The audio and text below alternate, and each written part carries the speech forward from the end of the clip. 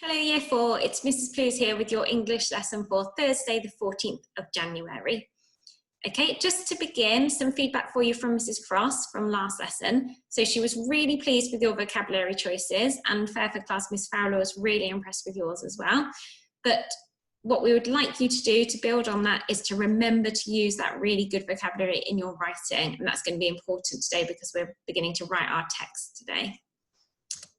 So let's remind ourselves of our writing target. This term we're working on expanded noun phrases. So adding more description to our nouns. And you'll have an opportunity to do that today when we write our text. Okay, so just remember that that's something we're working on. Right, just to begin, if we'd been in school this week, we'd be sending home near homophones for your spellings. So I just wanted to have a chance to look at those together now to get our brains warmed up today, okay? So near homophones are words that sound the same or really similar, but mean different things, okay? So we've got some examples here. We've got accept and accept. So they sound similar, but they mean different things. Affect and effect. Allowed and allowed. And whose and whose. Okay, so you can see some of them sound exactly the same, but actually they mean different things. So what we're going to do, we're going to use those words here and see if we can put them into the sentences below that I've written for you to use the correct word to complete the sentence. Okay, so sentence number 1, I wanted to go to school, but Boris said I wasn't allowed or allowed. So would we use A-L-O-U-D? Or would we use A-L-L-O-W-E-D? So you could pause the video and write down your answer, or you could just think the answer in your head here. If you're in school, you can write the answers on your whiteboards and share them with Mrs. Chamberlain. So you don't need to write the whole sentence either. You can just write which of those words you're picking, okay, to make it quicker for you. I'll just give you a moment to think. Okay, so for this sentence, I wanted to go to school, but Boris said I wasn't allowed. So for this one, it would be, let me underline the correct one for you. Boris said I wasn't allowed, so it's that one there, okay? So this type of allowed is when you're hearing things out loud, okay? And you can hear things or you say something aloud, okay? But allowed in this version is when you are being given permission to do something. So we allowed you to go to the toilet during the lesson, or your parents allowed you to go to the party. Okay, let's look at sentence number 2 then. We all stayed at home except for key worker children. So if you're one of those key worker children in school, you can write your answer on your whiteboard for Mrs. Chamberlain. And if you're at home, you could write your answer down in your exercise book or tell somebody that you're with. So is it accept or accept? We all stayed at home except for key worker children. They sound so similar, it's quite hard to say, isn't it? Okay, so the answer for this one is except. So it's everybody except those children, okay? Right, let's look at our third one. Oh, just to explain as well here, actually, the accept there is when you're accepting something like a present or an invitation, okay? So when you're being given something and you accept it, or when you're asked to do something and you accept it. Okay, last sentence then. Who's most looking forward to being back together? So is it who's with an apostrophe or who's without an apostrophe?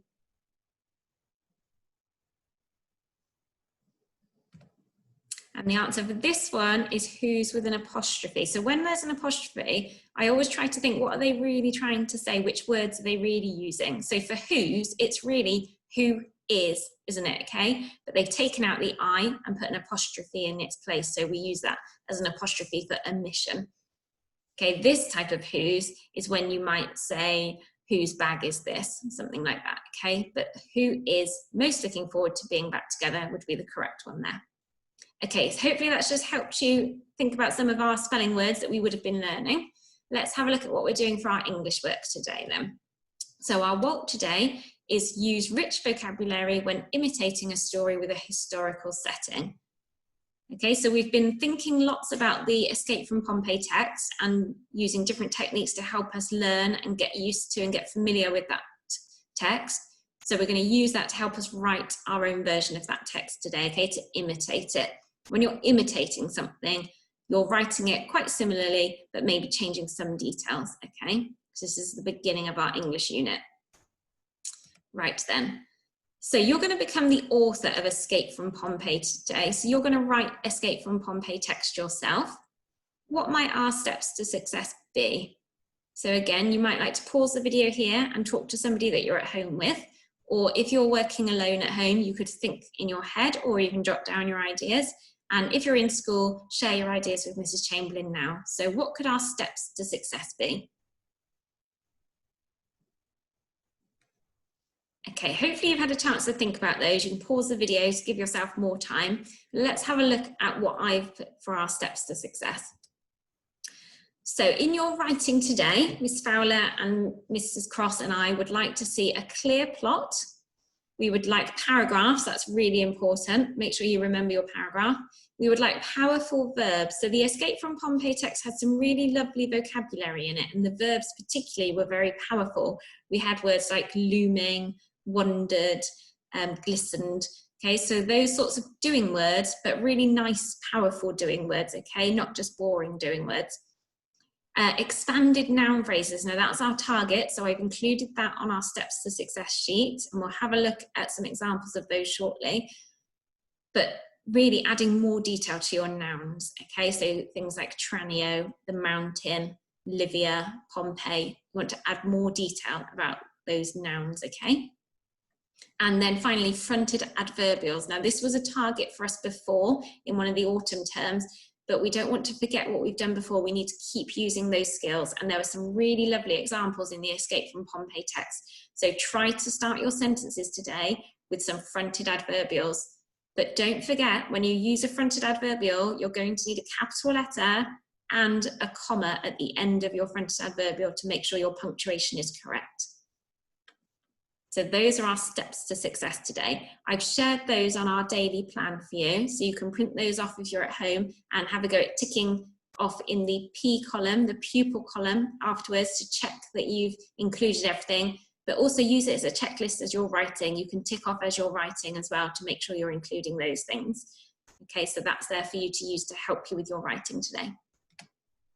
Right, think back to what we've already done, okay? The lessons that you've done in English so far are there to build up to this point. So it's all things to help you with your writing today. So you story mapped Escape from Pompeii, and you also boxed up your planning into a story mountain, and you organized some of the sentences and phrases and paragraphs from the text into an opening, a build-up, a problem, a resolution, and an ending, okay? So use what you've done, okay? Don't just forget everything you've done and try and write from scratch today. All of the work that we've done so far has built up to this, and make sure if you're in school, you look back in your books at that work, and if you're at home, look back in your exercise books to what you were doing, okay? So those will help you, particularly your boxing up. That's really going to help you today. So let's have a bit more of a closer look at that boxing up. So we've got the boxes here. I just read out the headings for you as well. So just think, how do the boxes help us to structure our writing? That's my question here. How do the boxes help you to structure your writing? So think about your writing. How are you going to set it out and structure it? What will it look like?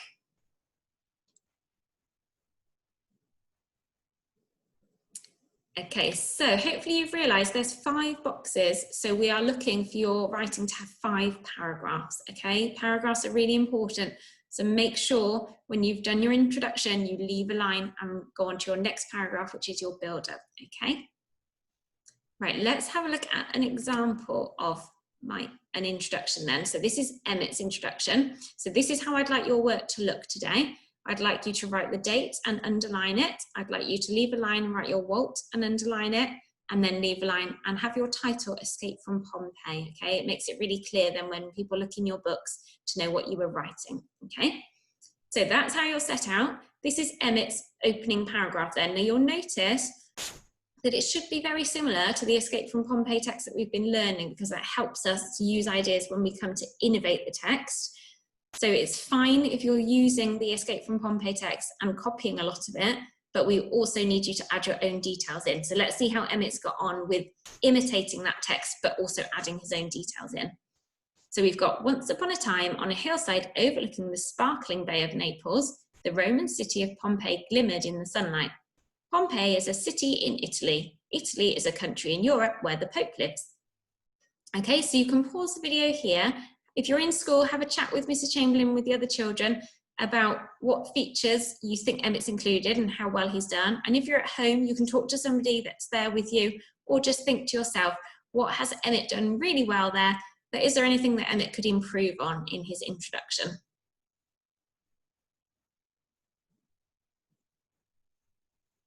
Okay, so I really like the way Emmett started, because he started with a fronted adverbial, didn't he? He's got some lovely expanded noun phrases as well. We've got on a hillside overlooking the sparkling Bay of Naples. So he's describing that hillside where it is, and also Naples. So some really good skills he's using, fronted adverbials and expanded noun phrases. We have got some powerful verbs as well, haven't we? We've got sparkling is nice, glimmered, so some powerful verbs there. However, I didn't quite like the ending. So he kind of went off track a little bit, didn't he? He started really nicely, and we could really see him imitating that Escape from Pompeii text that we've read. But then he was trying to add his own ideas in, which is great, but he kind of just went into a bit of an information text, didn't he? And we really want this to be a story. Okay, so Emmett put Pompeii is a city in Italy, Italy is a country in Europe. So it's nice information, but it's not really right for a story, is it? We want much more description to interest your reader. So when you're writing today, think about your reader. How can you interest them and entertain them? Okay, so a good start from Emmett and some good skills, but he went off track a little bit. So try not to make that mistake in your writing today. Let's have a look at mine then. So here's mine. On a rocky hillside overlooking the beautiful Bay of Naples, the Roman city of Pompeii shone in the sunlight. From his window, Tranio listened happily to the humming from bars, taverns, and shops around him. Beyond the impressive city walls, Tranio could see. So that's as far as I got.